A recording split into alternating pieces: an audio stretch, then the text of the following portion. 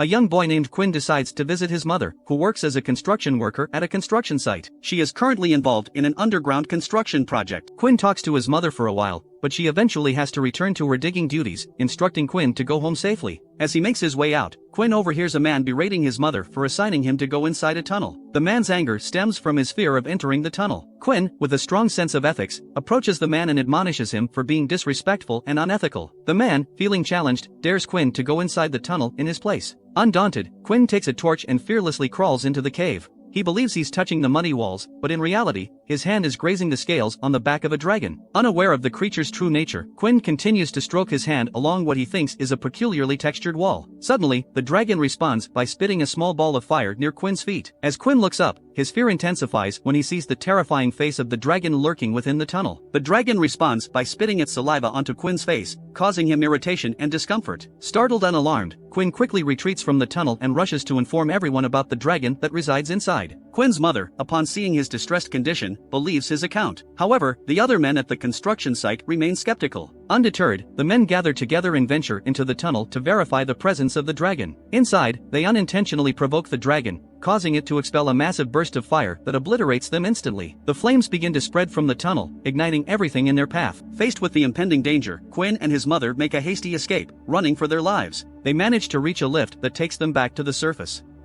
The dragon emerges from the tunnel and launches a deadly attack on the mother-son duo. The violent encounter results in Quinn's survival, but his mother tragically loses her life in the process. The narrative then shifts to a broader perspective, revealing that the dragon's initial appearance at the construction site occurred in 2010. Subsequently, the Drytons, a dominant and ruthless group, took control of the world, leading to a significant reduction in the global population. Those who were deemed weak or unskilled perished in the following years, while the strong fought to survive against the dragons. Fast forward to the current time, and fewer people remain on Earth.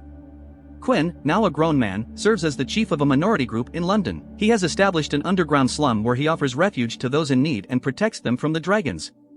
Quinn has forged alliances with a select few to help him lead the slum community.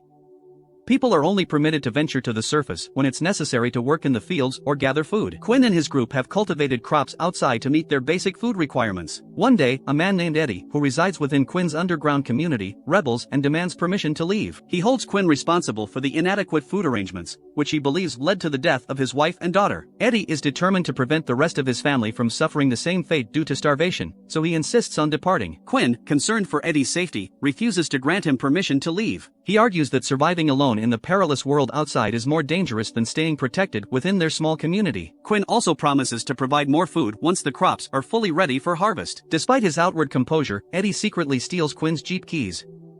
Under the cover of dawn, Eddie, his family, and a few supporters slip out of the underground slum and head to the crop fields to secure some food.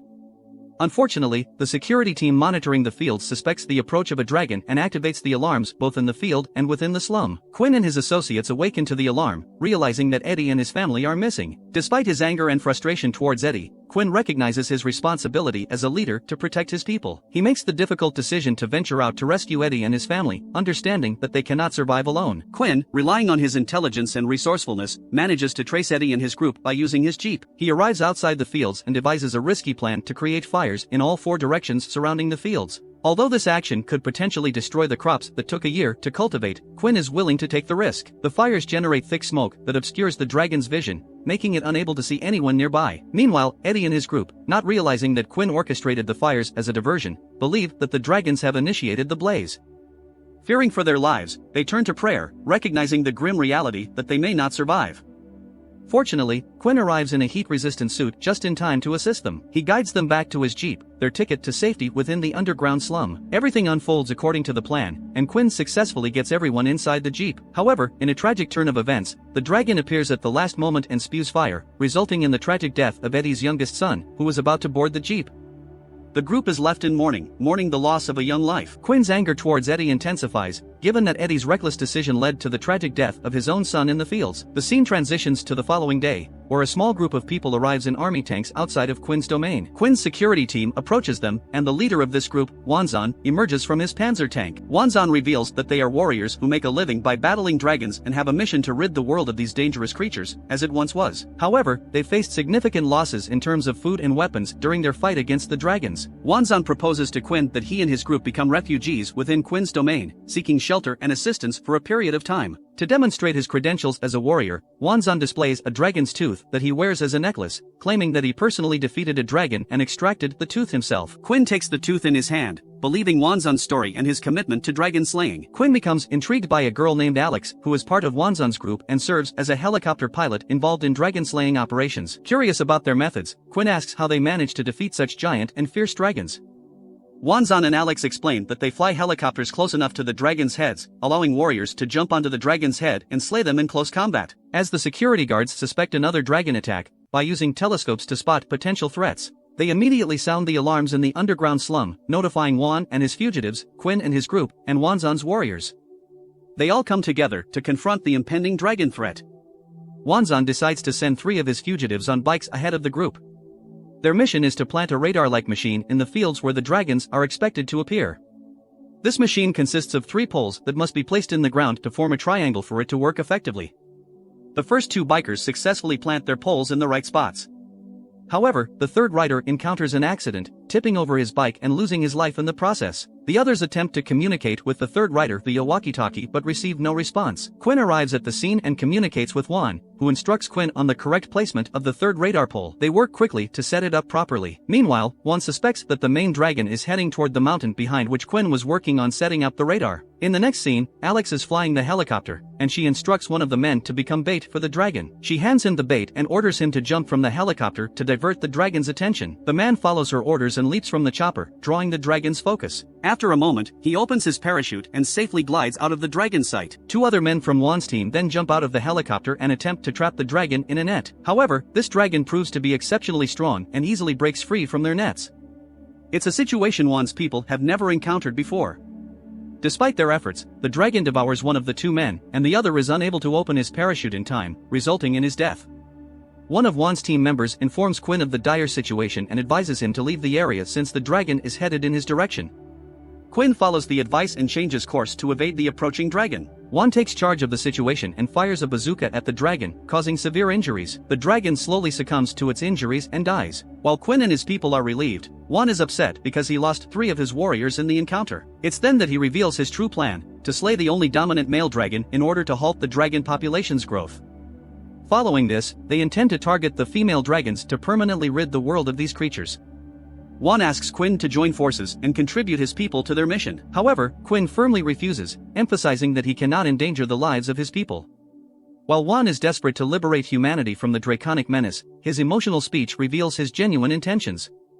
During the speech, Wan's eyes well up with tears, underscoring his sincerity and righteous character. However, when Quinn learns about Wan's direct interaction with his people, he misconstrues Wan's actions as an attempt to brainwash them. This misunderstanding leads to a physical altercation between Quinn and Wan.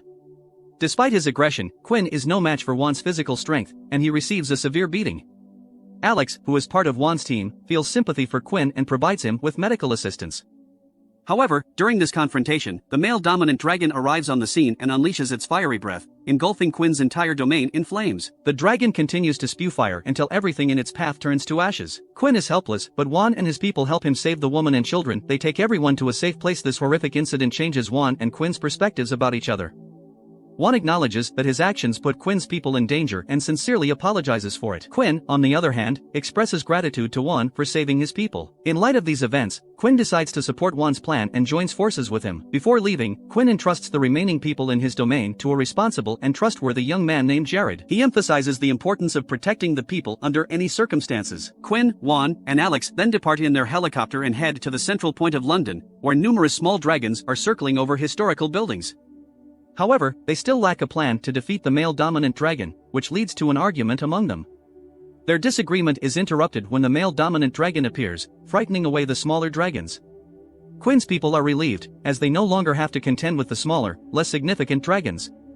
Quinn reveals that he knows a network of underground shortcuts that will allow them to reach the center of London without being noticed or attacked by any dragons. The trio descends into the underground tunnels, eventually arriving at a point near the main tower in the city. They devise a plan where Alex serves as bait to lure the male dominant dragon towards the tower. Wan attempts to use a crossbow-like weapon to throw a bomb into the dragon's mouth. However, his initial shot misses the mark, only infuriating the dragon further. The dragon launches an attack on Juan, who manages to evade it. Armed with an axe, Juan takes a desperate leap from a dead end, aiming to sever the dragon's head. Unfortunately, he gets swallowed by the dragon, sacrificing himself in the process. Now it's up to Quinn to carry out the mission. He locates a crossbow-type weapon and begins a dangerous chase as the dragon pursues him relentlessly. In a final, dramatic moment, Quinn manages to acquire the weapon and shoots the bomb directly into the dragon's mouth. The explosion kills the dragon, mercilessly. The scene transitions to Quinn and Alex working together to establish a new community in an area that is now free from dragon threats.